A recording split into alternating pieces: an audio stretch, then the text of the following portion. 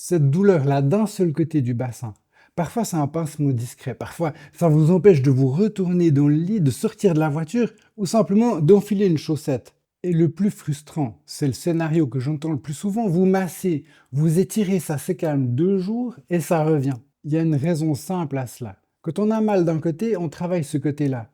Mais cette articulation ne fonctionne jamais seule.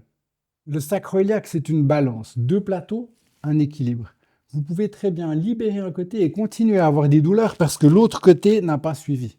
Alors aujourd'hui, 4 étapes dans l'ordre. Repérer, détendre, mobiliser et harmoniser. Et c'est la quatrième qui change tout parce que c'est la seule qui remet les deux côtés d'accord. 2 phrases d'anatomie, pas plus, mais elles vont changer la manière dont vous faites les exercices.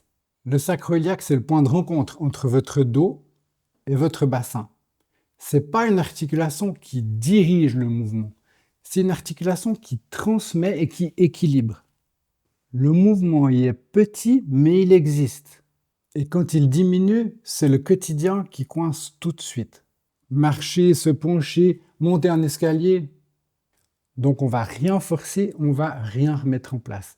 Mais on va redonner du mouvement là où il a diminué et surtout montrer à notre système nerveux que ce mouvement est possible et qu'il est sans danger.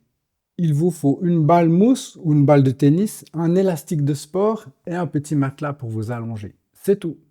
En vidéo, on va tout voir en quelques minutes. Chez vous, comptez une vingtaine de minutes pour faire la routine complète. Et si vous êtes en phase douloureuse, tous les jours avec patience jusqu'à ce que ça se calme. Je pratique depuis une vingtaine d'années et j'ai dirigé un centre interdisciplinaire, docteur, kiné, ostéo, thérapeute complémentaire. En permanence ostéopathique, on recevait des situations aiguës tous les jours. Et le sacroiliac revenait sans arrêt. S'il y a une chose que ça m'a apprise, c'est que travailler juste là où ça fait mal, ça soulage un petit moment, mais ça ne dure pas. On commence donc par le début. Avant ça, un point important, et je préfère être très clair. Si vous sortez d'un choc, une chute récente, si la douleur descend dans les jambes avec des fourmillements ou si vous constatez une perte de force, si la douleur augmente nettement pendant les exercices, vous arrêtez, vous allez consulter un professionnel. Cette vidéo ne remplace ni un examen ni un diagnostic. On reste dans l'écoute, dans une amplitude confortable et s'il y a une douleur, c'est une douleur qui fait du bien. Vous êtes prêts? 15 secondes et vous saurez exactement où se trouve votre sacroiliac. Asseyez-vous sur une chaise, posez les doigts ici, sur la crête iliaque. Posez les doigts ici, sur la crête de l'os iliaque, le rebord osseux en haut de la hanche. Suivez ce bord en arrière en direction du bas du dos, puis orientez vos doigts à 45 degrés vers la chaise.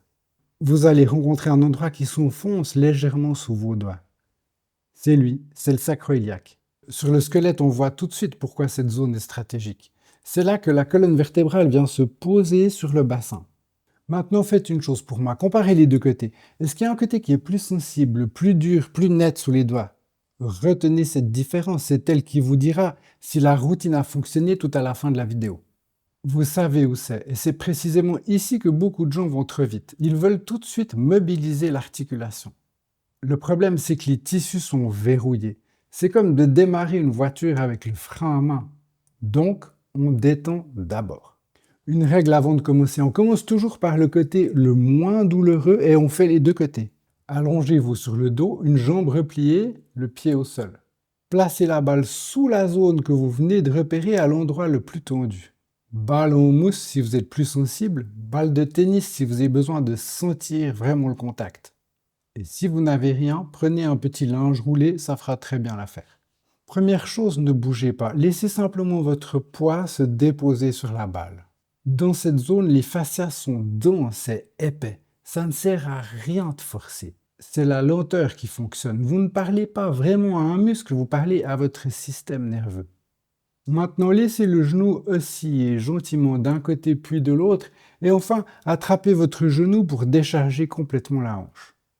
À partir de là, dessinez des cercles très longs avec le genou, comme si vous dessinez un cercle au plafond avec votre genou.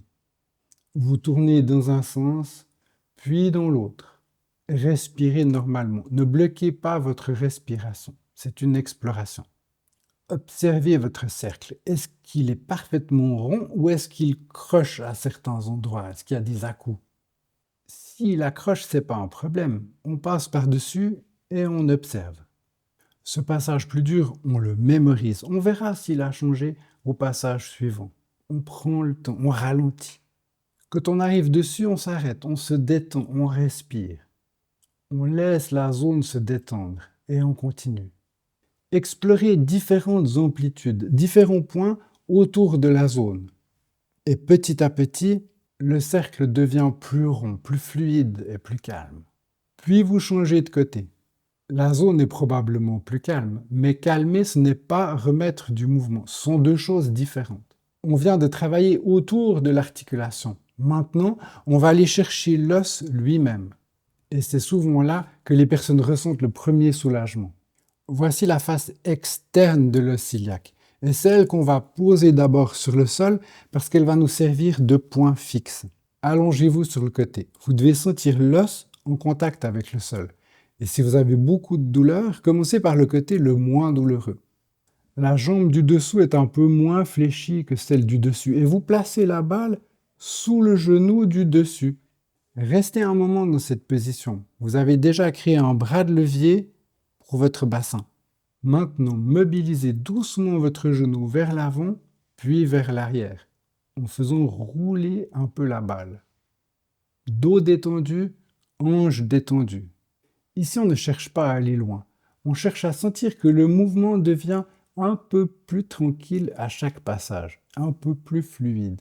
C'est comme si on voulait huiler un endroit très précis dans notre bassin.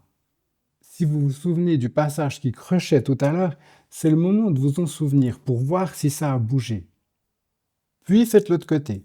Vous avez peut-être déjà senti un soulagement. Ne vous arrêtez pas là. Parce que tout ce qu'on vient de faire, on l'a fait côté par côté, toujours dans un seul plan. Et vous ne vivez pas allongé dans un seul plan. Vous marchez, vous vous penchez, vous vous retournez. Il reste donc l'étape qui relie tout. Celle où les sacroiliaques, le bassin et la colonne vertébrale travaillent comme un ensemble. Et c'est elle qui fait la différence entre « ça va mieux ce soir » et « ah oui, ça tient, ça évolue ».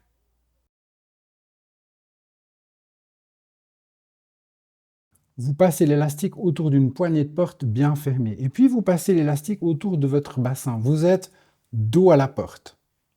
Prenez appui dans l'élastique, il doit être tendu. Et laissez votre dos s'enrouler vers l'avant. La tête entraîne les vertèbres l'une après l'autre dans un petit enroulement. Vous allez sentir un étirement assez précis, ici, dans le bas du dos. Vous vous arrêtez, n'étirez pas trop fort.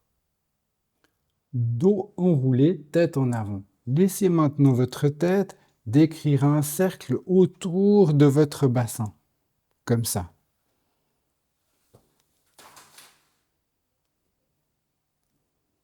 Vous faites un tour dans un sens, et puis un tour dans l'autre. Le bassin reste fixe. Le bassin reste appuyé dans l'élastique. La colonne suit le plus détendu possible. 2 tours dans un sens, 2 tours dans l'autre. En respirant profondément. Et revenez au point de départ. Maintenant, on inverse. Le dos et la tête restent immobiles et c'est le bassin qui va faire un mouvement de cercle. Il vient s'appuyer un peu plus dans l'élastique, puis à droite, puis un peu moins. Et on va décrire un cercle, aussi 2 tours dans un sens, 2 tours dans l'autre.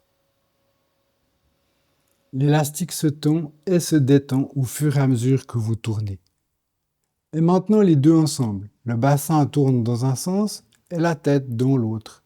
Vous étirez petit à petit toutes les structures les unes après les autres en les mettant en lien. Le bassin trouve un mouvement dans les 3 dimensions, pas seulement dans un seul plan. Jouez avec l'amplitude, alternez les deux sens, jusqu'à ce que le mouvement devienne fluide.